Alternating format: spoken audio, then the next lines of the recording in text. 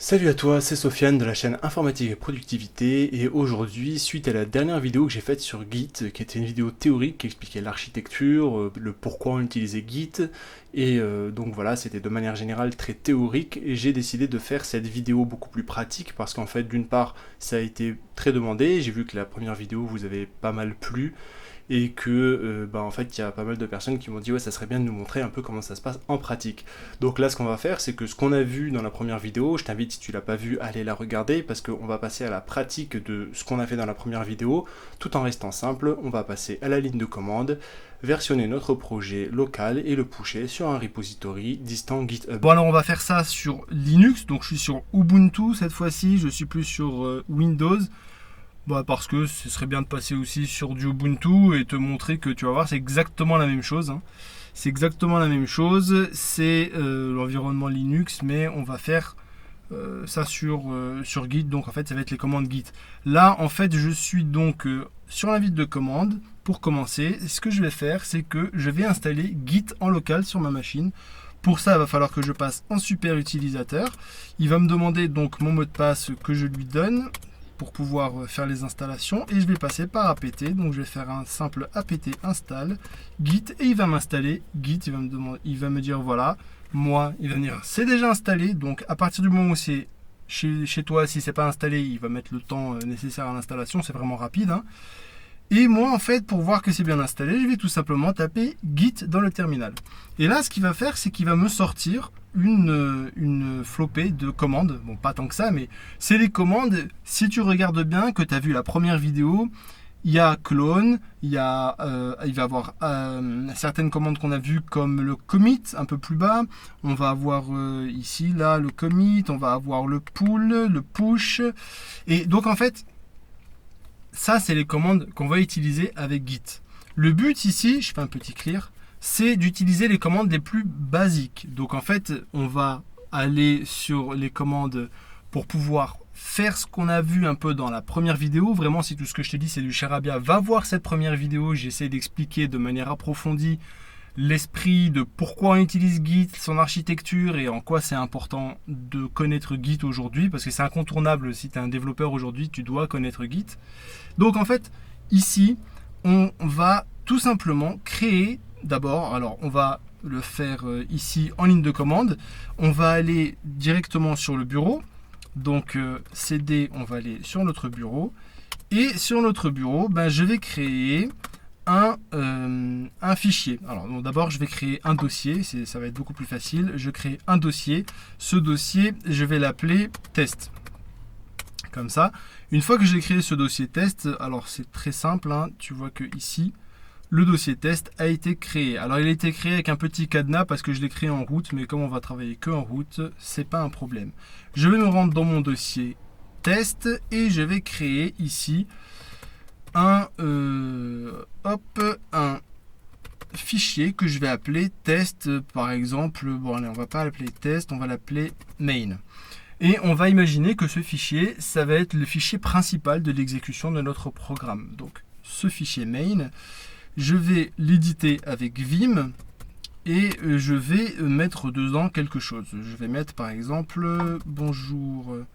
Alors il faut que je mette bien en mode insertion. Bonjour les gens depuis Marseille, parce que je suis à Marseille.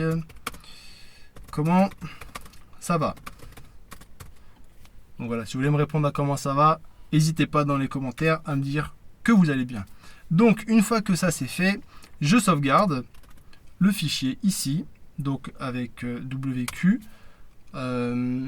Toutes ces commandes-là, je les explique dans la suite, comment administrer ton serveur perso. On fait ça sur du Linux, donc en fait, on voit ces commandes-là. Donc tout ce que j'ai fait, c'est que j'ai créé un fichier dans un dossier test. Ce fichier s'appelle main. Et maintenant, en fait, je vais me retrouver. Donc ce qu'on va faire, c'est qu'on va aller ici. Hop, on va faire ça à la main, voilà. Ici, le fichier test, on va l'ouvrir. Dans ce fichier test, donc je vois qu'il y a un main. Et ce main, si je l'ouvre, je vois que voilà ce qu'il y a dedans. Maintenant, moi, ce que j'aimerais faire, c'est commencer à modifier ce fichier, mais en garder une trace. Donc, la première des choses, c'est que je veux garder une trace de ce fichier. Et pour garder une trace de ce fichier, il va falloir que je fasse un premier commit. Donc, je vais faire, en me plaçant dans le dossier à la racine, je vais faire un git init. Et ce git init, en fait, quand je vais le faire, il va me dire dépôt git vide initialisé dans, donc, il va me donner le chemin jusqu'à mon dossier, la racine de mon projet test, avec un point git. Et si je regarde, donc là, ce que je vais faire, c'est que je vais regarder ici, et je vois qu'il n'y a rien de plus. Si, par exemple, tu es sur Windows, tu peux afficher les dossiers cachés, mais si tu veux voir ce qu'il y a dans ce fameux dossier, que par exemple ici, puisque je suis en route, je vais faire un ls, je vais voir main, mais si je fais un ls-a, je vais voir qu'il y a un point git. Si je veux montrer ce qu'il y a dans ce point git, donc je vais faire juste un petit cat pour montrer ce qu'il y a dedans. Non, pardon. Je vais dans point git et ensuite je vais faire un ls pour montrer ce qu'il y a dedans. Ici, je vais avoir plein de dossiers et de fichiers. Ici, par exemple, j'ai le config et je vois que en fait, c'est de la configuration. En réalité, on ne va pas perdre de temps à regarder la configuration en détail. Ce n'est pas le but de cette vidéo. Ce qu'on va faire, c'est que on va sortir de là. On va juste ici savoir, prendre pour acquis le fait que ce point git regroupe dedans tous les fichiers et donc tous les dossiers de configuration de comment on utilise Git. Donc il va y avoir les adresses distantes de nos repositories distants, il va y avoir nos commits et les noms qu'on donne à nos commits, la description, il va y avoir plein de paramétrages en fait, et ces paramétrages là, pour l'instant on s'en occupe pas. On peut par exemple avoir recours à ces paramétrages si on veut travailler à plusieurs sur un projet et que on veut que chacun va avoir son environnement de développement, son IDE, il va avoir ses fichiers qui vont être des fichiers de paramétrage de son IDE et il ne veut pas les versionner sur le projet commun parce que ça lui est propre. Donc quand il va se mettre à la racine, il va pusher certaines sauvegardes, mais il ne veut pas en pusher d'autres. Donc il y a des fichiers de configuration dans lesquels on peut dire ok, et ben en fait, ça tu ne le pushes pas parce que ça m'est propre, tu pushes que les dossiers qui sont propres au projet, qui permettent au projet de vivre. Donc voilà, petite parenthèse, et on retourne sur le principal qui va être de comment est-ce qu'on va faire notre premier commit. Donc là, pour faire un premier commit, eh bien, puisqu'on a initialisé Git dans ce projet, il va être possible je fais un petit clear, il va être possible de faire un commit. Donc je fais git commit et à chaque commit est attaché un message.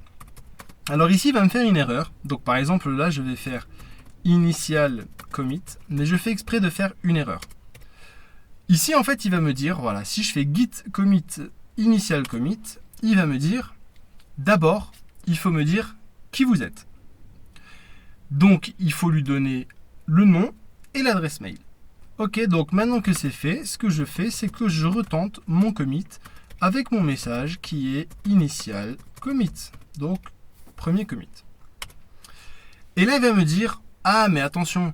Donc, d'une part, il va me donner plusieurs informations. Il va me dire que je suis sur la branche master par défaut. Et il va me dire qu'il y a des fichiers qui ne sont pas suivis. Donc, en fait, ils ne sont pas connus de Git. Il va falloir que je lui dise, eh bien, je vais te donner des fichiers pour que tu les commites. Et là, en fait, on va utiliser la commande git add. Hop, une fois qu'on a fait git add et que j'ai mis le point qui veut dire tous les fichiers, ici je peux restreindre, dire par exemple je veux ajouter que le fichier main, ou quand j'ai quelques fichiers, je veux ajouter que ces fichiers-là. Là, je lui dis tu m'ajoutes tout, on fait simple. Donc git add, ok, il a tout mis. Donc je lui demande maintenant de commit, et là il crie plus et il me récapitule. J'ai fait donc un commit sur le master, donc la racine, un fichier a été changé, une insertion, donc voilà ce que j'ai fait. Une fois que ça c'est fait, je vais passer à autre chose. Une fois que j'ai fait mon commit, je vais vouloir pusher ce commit qui est en local sur une branche distante. Mais avant, je veux te montrer quelque chose. La commande git status. Ici, si je fais git status, il va me dire sur la branche master, il n'y a rien à valider, la copie de travail est propre. Ok, on va faire quelque chose. On va faire touch on va créer un nouveau fichier et on va l'appeler second. Voilà, c'est le second fichier. Ce second fichier, on va l'éditer, on va mettre vim second et on va mettre dedans, par exemple, alors ici, on va se mettre en insertion, bla, bla, bla, etc. Bon, non, on a du code ici, hein. Là je mets ça juste pour l'exemple. Je fais ma sauvegarde et je fais un git add et j'ajoute tout. Et voilà, là il va me dire, si je fais un git status, il va me dire, il y a des modifications qui vont être validées. Les modifications sont sur le nouveau fichier second. Forcément, j'ai pas encore fait mon commit. Donc là, je fais un commit m sur lequel je vais mettre second commit. Bien entendu, les commits, faut les nommer de manière plus raisonnable hein, pour s'y retrouver. Une fois que j'ai mis second commit, alors hop, bien sûr, il faut mettre git devant, pardon. Et là, il va me dire, ok, j'ai changé quelque chose, j'ai fait un commit, c'est bon. Je refais un git status. Et là, il me dit, sur la branche master, il n'y a plus rien à valider. La copie de travail est propre. Super. Donc, maintenant, j'ai 2 commits. Je vais donc aller maintenant sur Internet, là où il y a mon repository distant. Donc ok, voilà, on est sur le repository distant. Donc j'ai créé sur GitHub, puisque c'est la plateforme la plus utilisée, un nouveau profil. Alors on peut lire le guide directement, mais nous ce qui va nous intéresser, c'est de créer un repository. Donc on va créer un repository dans un premier temps. Et ce repository, ben voilà, donc mon profil c'est Sofiane YT et je vais lui donner un nom à ce repository et je vais l'appeler test. Ce repository test, donc je vais le mettre en public, je peux également le mettre en privé. Dans ce cas-là, il n'y aurait que moi qui le verrai, mais là, public, tout le monde peut le voir. Et je peux soit ajouter en fait déjà des fichiers. Mais moi, c'est pas ce que je veux faire parce que j'ai 2 possibilités. La première possibilité, c'est de créer un repository en ligne et ensuite de l'importer chez moi, donc déjà avec des fichiers, etc. Ou alors, et c'est ce qu'on a fait là, faire un repository chez moi sur mon PC et ensuite l'exporter en ligne. Donc là, je vais créer un repository vide. Et d'ailleurs, donc GitHub va me dire, voilà, ici tu as un repository qui est créé. Tu peux faire plusieurs choses. Si tu veux, alors on peut le faire en HTTP ou en SSH. Là, on va prendre l'adresse HTTPS. Ici, on va la copier dans un premier temps. Et ce qu'on va faire, c'est que on va d'abord lire ce qu'ils nous disent de faire. On peut créer donc un nouveau repository en ligne de commande ici. Une fois qu'on l'a fait, donc soit on peut rajouter un readme.md, soit si on a fait un readme.md, donc un fichier readme.md, soit ne pas faire donc cette commande là. Nous on a fait un git add le nom du fichier, je me souviens plus c'était quoi le nom du fichier. Le nom du fichier qu'on avait c'était main, voilà. Et donc en fait nous on a ajouté main seconde, mais on les a pas nommés. J'ai fait un git add point, mais comme je te l'ai dit, on peut très bien dire, voilà, n'ajoute que ces fichiers-là. On a fait notre premier commit, je l'appelais initial commit, et ensuite second commit. Ici, là, il y a une histoire de branche dans laquelle je ne vais pas rentrer, mais on était sur la branche master.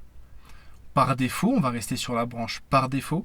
Et il nous reste donc ici 2 commandes à faire. Donc ça, cette deuxième partie ici, ça va être pour directement pusher quelque chose qu'on a déjà chez nous. Là, c'est exactement le cas de figure dans lequel on est. Je vais ajouter l'adresse du repository distant.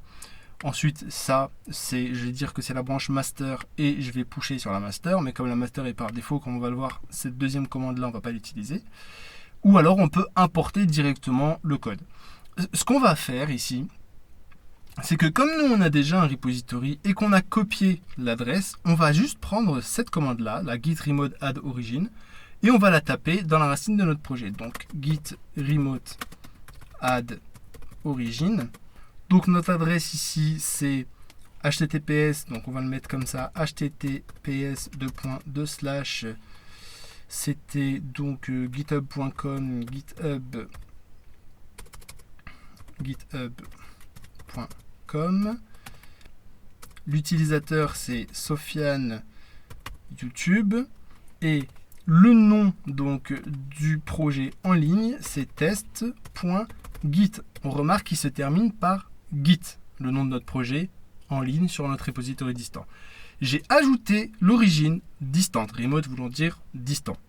Puisqu'on travaille en remote, on travaille en télétravail, c'est un mot à la mode. Remote, ça veut dire distant. Une fois qu'on a ajouté cette origine, il nous dit, ok, tu n'as plus qu'à pusher sur la branche master sur l'origine. Donc en fait, ce que je vais faire, c'est que je vais faire un git push, je vais envoyer mes fichiers, tous les fichiers, c'est pour ça que je mets ce "-u" sur l'origine, et je vais rajouter ici le nom de la branche. Je pourrais avoir un nom d'une autre branche, la branche dev par exemple, et je pusherai ça sur la branche dev. Là, je push sur la master par défaut, et je vais pusher sur la master, et il va me dire quel est ton username, et ensuite quel est ton mot de passe. Bien sûr, ça, je ne vais pas te le montrer.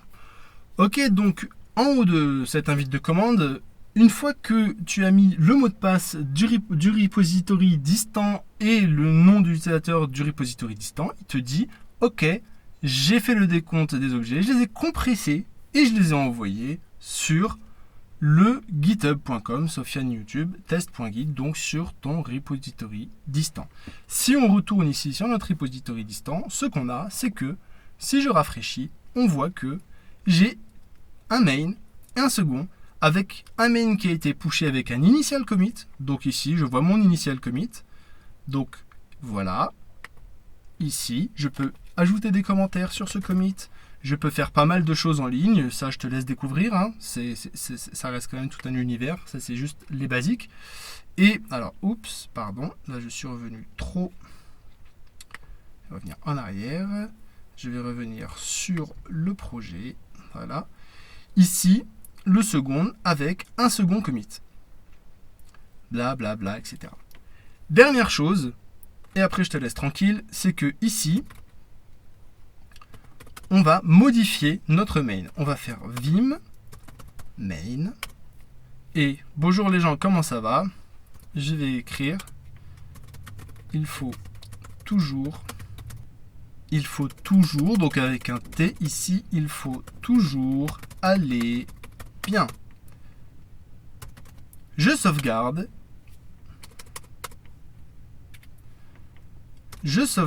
Et une fois que c'est sauvegardé, ce que je fais, c'est que je recommence mon processus. Git commit M, je fais troisième commit, donc en anglais, third commit. Et une fois que c'est fait, il va me dire, ah non, il faut que tu ajoutes ce fichier. Donc si tu as vu l'erreur, c'est que tu suivais. Je fais git add, j'ajoute tous les fichiers. Une fois que ça c'est fait, je refais ma commande ici. Une fois que cette commande est faite, je fais un git push ou origin master. Une fois que ça c'est fait, je vais avoir la demande de mon username et de mon password. Je fais ça et je te reprends. Ok, donc pareillement, ça a été donc commité, pushé. Et nous, ce qu'on va faire, c'est qu'on va se rendre sur notre repository distant. Je rafraîchis la page. Une fois que la page est rafraîchie, hop, je vais, sur la racine. La racine, donc c'était rafraîchi. Là, je vois qu'il y a un third commit. Troisième commit, je vais dessus. Et je vois en fait qu'il y a eu une modification. Donc ça, ce n'est pas surligné. Donc c'est en blanc, en fond blanc. Et je vois qu'en fond vert, j'ai rajouté ça. Donc je peux voir, commenter, etc. les changements sur le programme. Là, je suis tout seul, j'ai fait quelque chose de basique. Mais quand on est beaucoup, tu vois tout de suite l'utilité que a Git dans le versionning d'un projet et d'un produit. Donc voilà, c'était la manière dont on va versionner un projet. Donc là, on a fait quoi? On l'a commité en local, on a fait des versions de notre projet en local et ensuite on a pushé tout ça sur un repository distant qui conservait notre manière, nos sauvegardes, nos commits, etc. Donc voilà, on a possibilité de maintenant faire des choses basiques. Tu vois un peu comment ça se passe, tu vois les bases de Git. Dis-moi si tu as compris, s'il y a des choses qui étaient trop complexes, s'il y a des choses qui étaient trop faciles.